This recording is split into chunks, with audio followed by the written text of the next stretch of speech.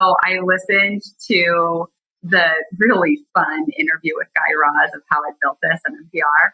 I loved it, hearing you and Susan talk about the many, many years that you built the company from scratch, and you were wearing every single hat. You two of you did, and you struggled for years to bring in the revenue to make the company flourish. And now that's a day of the past. I know that you've found quite a bit of success. The company is humming, and I don't know what it looks like on the inside or behind the scenes, but optically from the outside, looks like it's thriving.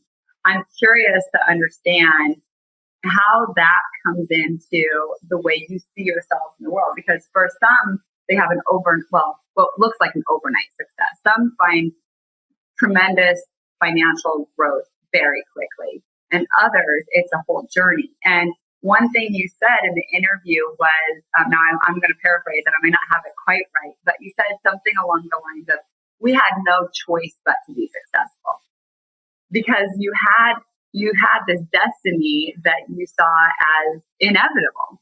So tell me more about, like, what does that mean to have no choice but to be successful? If you're out jogging and you're, struggling to go up that last hill or a hill, you kind of gotta like downshift and just work your way through it.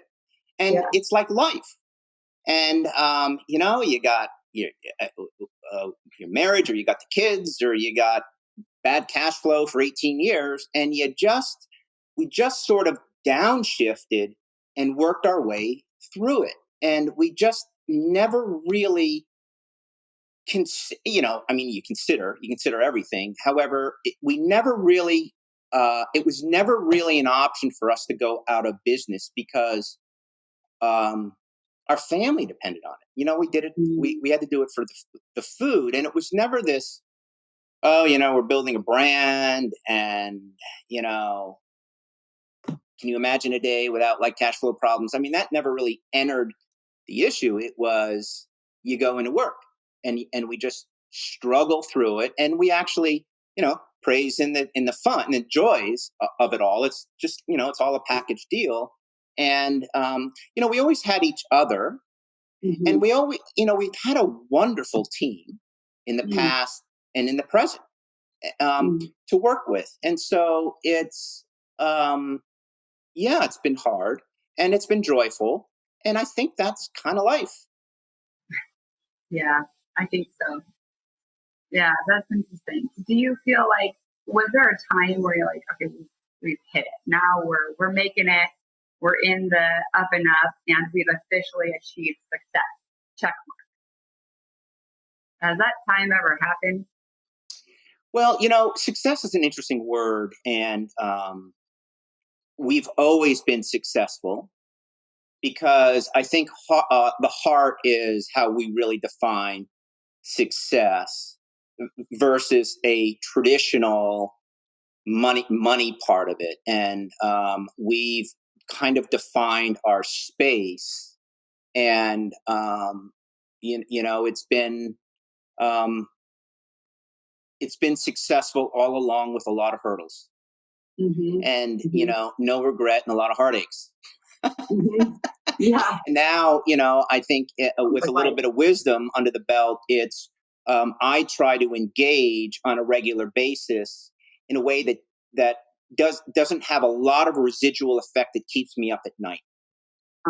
And that even includes bad cash flow. So one way that you can engage with, not enough money is, can you have a meaningful conversation with the bank, with, your bottle supplier? And and we have had many. And it's like, hey, we've been in a relationship for 5 years, and we thank you for giving us, I don't know, net 90 days, because we've had multiple conversations before. We're not going to be able to pay you until net 120 days. And most of the time, we were able to work through it by having a human relationship and a respectful relationship in the dialogue. But it also kind of comes back, it's like that golden rule of treat others how you want to be treated. But that also is like treat yourself how you want to be treated.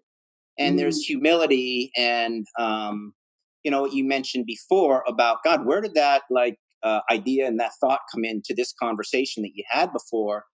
And, you kind of forgave yourself at that moment, and then you can kind of move on versus tripping up on it. Yeah. Yeah, totally. I mean, I find what you're saying very compelling. It's really the path of mindfulness. It's really like, how can I take care of myself, be easy on myself, um, in order to be easy on others, but also just treating everybody like, your neighbor. And the podcast is dedicated to creating community for good. But it came from my journey of working with nonprofits as a consultant to have better relationships with donors and to run major capital campaigns. And what I've found is core to my work that's really at the heart of everything I do, and everything else is the vehicle, but the vehicle. So what the end game is how do you create more high value conversations or high value relationships? And I see that the parallels are not just in fundraising, but also in business and in management. And as you're saying, any negotiation, as you're talking to that police officer, how do you think, okay, what's appropriate here? And maybe joking is not. But the bank, then, here I am a human, I'm trying to do my best, and you've given us this, but can we do this? And I think what I'm wanting to highlight is that you don't know until you ask. And there's always a conversation to be had, even within structures and systems, if you can approach it with dignity and humanity. I find, there's a lot of wiggle room, more so than most people see that there is in systems. Do you ever think about that too? Never.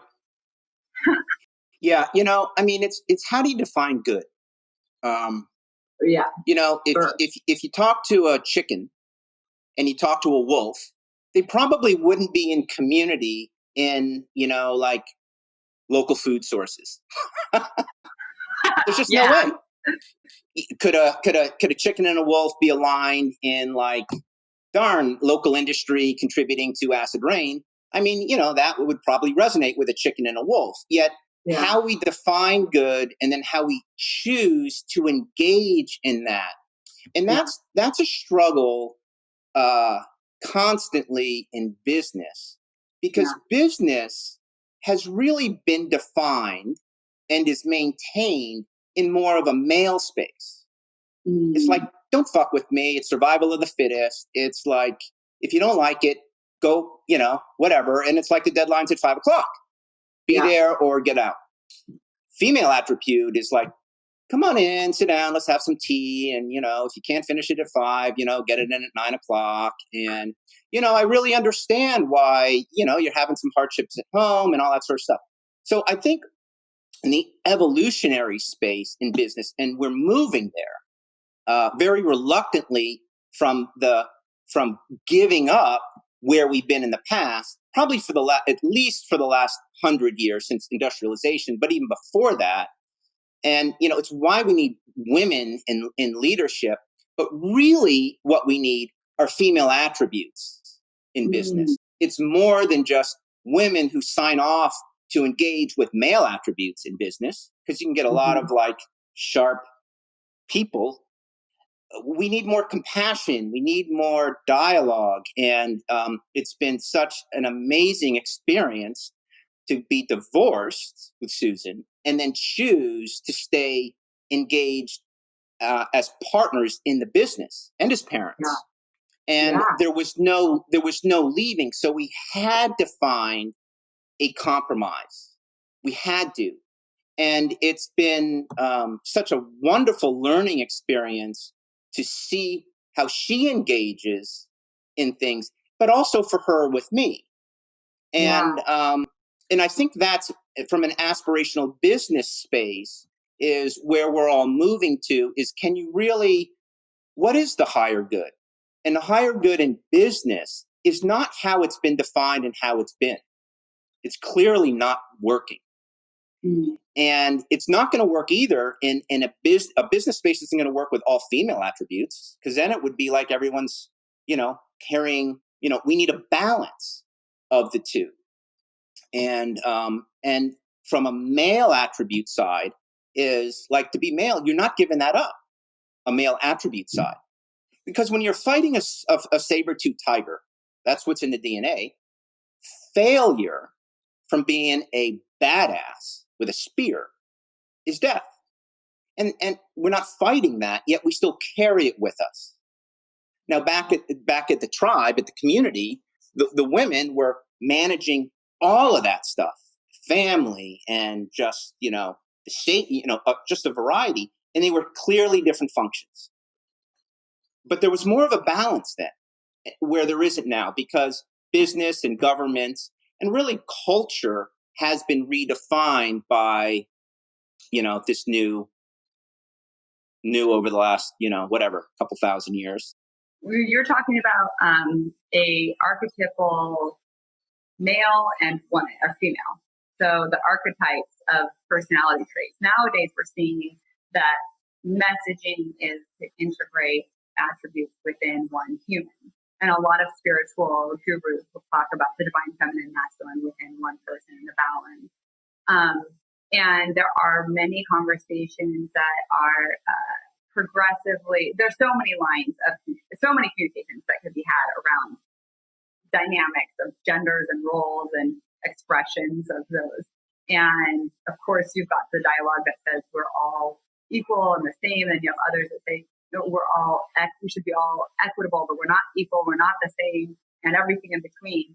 What do you think is, from your perspective, from your own perspective of your own deeper listening and experience, what would make that shift so that business could be for a higher good?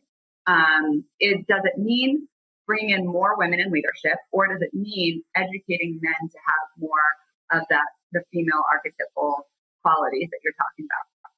Yeah, both. I mean, it's just going to take time. We're on the path, and there's a lot of discord that's going on today in the scheme of things.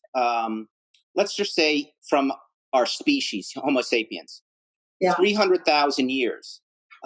In the scheme of things, we'll get on this thing relatively quickly.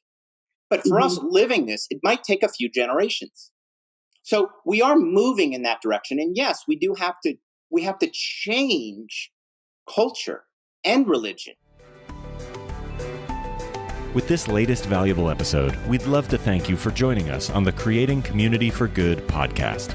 If you found today's show valuable, simply visit our website, creatingcommunityforgood.com, to leave a review, as well as to get access to additional resources and relevant links from this show. Stay tuned for more episodes.